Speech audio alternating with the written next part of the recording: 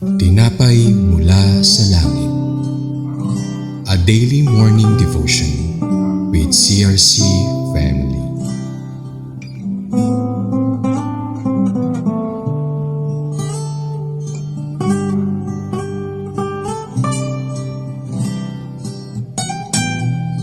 Isang pagpalang umaga kapatid. Ako si Brother Joshua Binuya. Ngayon, samahan niyo po kami sa ating programang Tinapay Mula sa Langit, ang pang-araw-araw nating debosyon sa salita ng Diyos. Ngayong umaga ay matutunghayan natin sa Judge o Hukom, chapter 15, verse 14 to 17. Ngunit bago po tayo magpatuloy, tayo ay dumako muna sa maikling panalangin. Panginoong Diyos, maraming salamat sa araw na ito at sa panibagong araw na pagkakataong mapagtipon upang pag-aralan ng iyong salita. Inanyayahan po namin ang iyong presensya sa aming kalagitnaan. Buksan mo po ang aming mga puso at isipan upang maunawa namin ang mga aral na nais mong ituro sa amin. Bigyan mo po kami ng karunungan, pananampalataya at mapagkumbabang puso upang ang aming debosyon ay maging kalugod-lugod sa iyo. Naway ang bawat salita at aral na aming maririnig ay magbibigay ng inspirasyon at gabay sa aming pang-araw-araw na pamumuhay. Ito po ang aming dalangin sa pangalan ni Jesus. Amen. Ngayon po, ating tunghayan sa Judge chapter 15 verse 14 to 17. Title, Samson Killed 1,000 Philistines.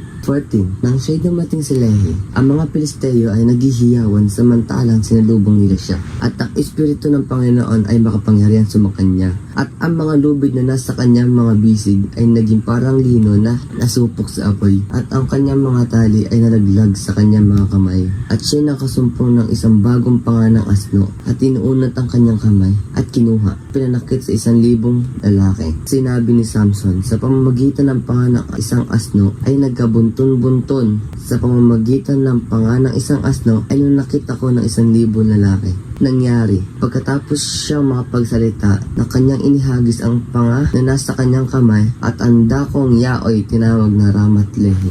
Talatang ito, makikita natin kung paano binigyan ng Diyos si Samson ng pambihirang lakas upang talunin ng 1,000 Pilisteo gamit ang panga ng isang asno. Nang dumating ang mga kaaway, ang Espiritu ng Panginoon ay makapangyarihang kumilos kay Samson at pinutol ang mga tali na gumapos sa kanya. Pinapakita ng kwento ito na walang imposible sa Diyos. Kahit sa isang simpleng bagay tulad ng panga ng asno ay maaaring gamitin ng Diyos upang magdala ng tagumpay. Hindi nakasalalay sa ating sariling lakas ang tagumpay kundi sa kapangyarihan ng Diyos na kumikilos sa atin. May mga pagkakataon na parang tayo ay nakagapos ng mga problema, takot o pagsubok. Ngunit tulad ni Samson, maaari tayong humingi ng tulong sa Diyos. Kapag tayo ay nagtitiwala sa Kanya, binibigyan niya tayo ng lakas at karunungan upang harapin ang anumang hamon. Ngayon po, sa ating conclusion, ang kwento ni Samson sa Judge 15:14 to 17 ay nagpapaalala na walang imposible sa Diyos. Hindi mahalaga kung gaano kalaki ang ating kalaban o gaano man kaliit ang ating kakayahan. Kapag ang Diyos ang kasama natin, maaari natin mapagtagumpayan ang anumang pagsubok.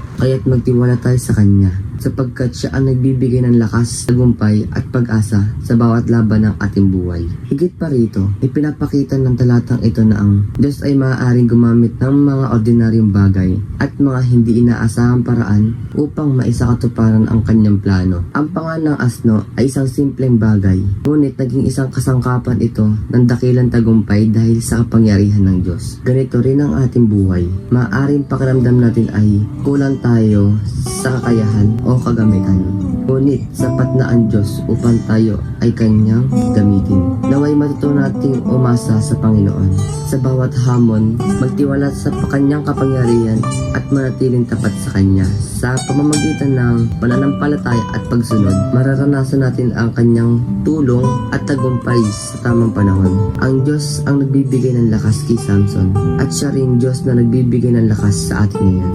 Maraming salamat po sa salita ng Diyos sa devotion ngayong umaga. Dako po tayo sa ating devotion prayer sa samantalang paghihiwa-hiwalay. Aming Ama sa Langit, maraming salamat po sa mga aral na amin natutunan mula sa Hukom 15:14 to 17. Salamat sa pagpapaalala na sa pamamagitan ng iyong kapangyarihan, nagagawa namin mapagtagumpayan ang mga pagsubok sa buhay. Tulungan mo po kami magtiwala sa iyo at umasa sa iyong lakas sa halip na sa aming sariling kakayahan.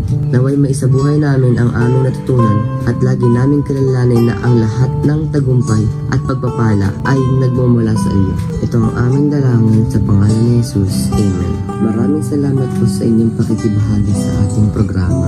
Lagi po nating pagnilayan ang salita ng Diyos mula sa ating puso dahil lubos ang magiging kaunawaan natin dito. Muli po ninyo kami samahan bukas sa pagninilay sa kanyang mga salita dito sa programang Tinapay Mula sa Langit. Malaya po ninyong i-share ang video na ito upang kayo rin ay maging pagpapala sa iba. Pagpalain po tayong lahat ng ating Panginoon. Magandang umaga po.